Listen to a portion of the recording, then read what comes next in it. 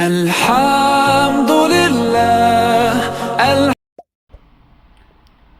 مولانا معاویہ اعظم طارق.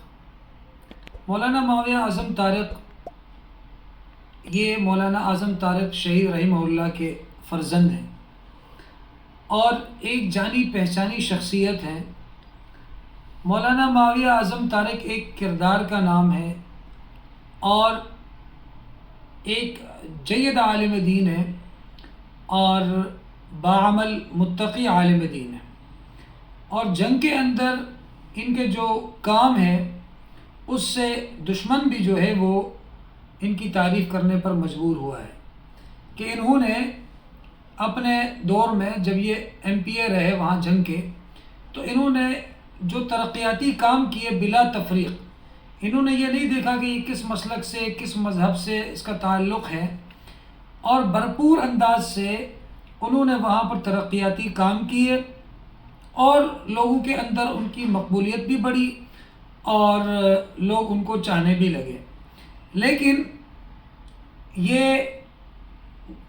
کچھ عرصے سے مولانا معاویہ اعظم طارق صاحب کے ساتھ بڑی زیادتیاں دیکھنے کو ملی ہیں.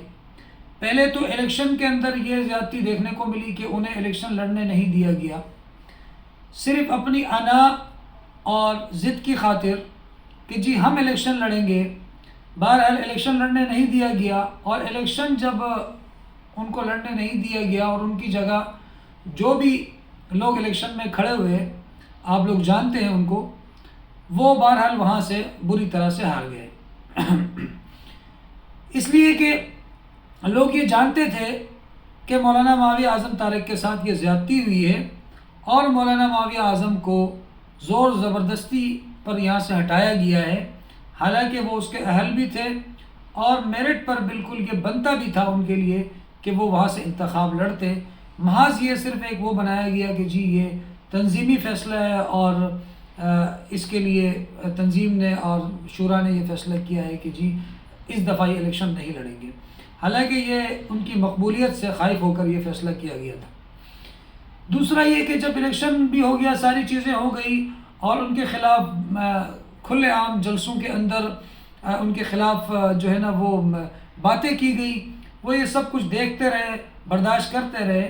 اب خبر یہ ہے کہ مولانا معاویہ اعظم طارق صاحب کے اوپر ایک سخت قسم کی پابندی لگائی گئی کہ بھئی 6 مہینے تک وہ کسی جلسے میں کسی بھی تنظیمی معاملات میں وہ شامل نہیں ہوں گے.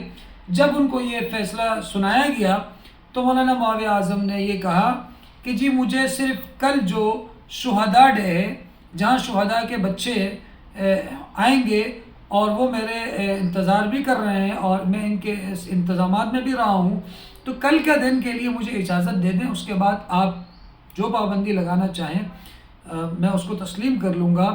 لیکن ان کی یہ بات بھی نہیں مانی گئی اور انہیں جو ہے وہ پابندی جو ہے نا وہ انہوں نے کہا بس یہ حکم ہے اور فلاں شخص کا حکم ہے. تو ایک شخص اپنی انا کی خاطر جو ہے وہ کسی پر بھی پابندی لگا دیں، جرم کوئی نہیں ہے. یا تو جرم بتائے کہ مولانا معاویہ اعظم کا جرم کیا ہے، اس نے ایسا کیا کر دیا کہ آپ ان پر پابندی لگا رہے ہیں، ایسا کیا گناہ کیا ہے. حالانکہ وہ تو سارے کام ماشاءاللہ دیگر جو جماعت کے لوگ ہیں ہمیں نظر آ رہا ہوتا ہے. اب یہ وہ زمانہ نہیں رہا کہ آپ کچھ بھی کہہ دیں اور یہاں لوگ گھاس نہیں کھا رہے، ہر چیز کو وہ سمجھتے ہیں. الحمدللہ ان کے کام دوسروں سے 1000 درجہ بہتر ہیں. جرم کوئی نہیں اور آپ نے پابندی لگا دی. وہ کہتے ہیں نا کہ تیر کھا کے جو دیکھا کمین گاہ کی طرف تو اپنے ہی دوستوں سے ملاقات ہو گئی. تو یہ اپنے ہی لوگ ہیں جنہوں نے پابندیاں لگائی ہیں، لیکن اس کا جواب دینا پڑے گا ان لوگوں کو جنہوں نے پابندی لگائی ہے کہ مولانا معاویہ اعظم کا جرم کیا ہے، پابندی کس بات پر لگائی گئی ہے، کیوں لگائی گئی ہے، اس کا جواب دینا ہوگا.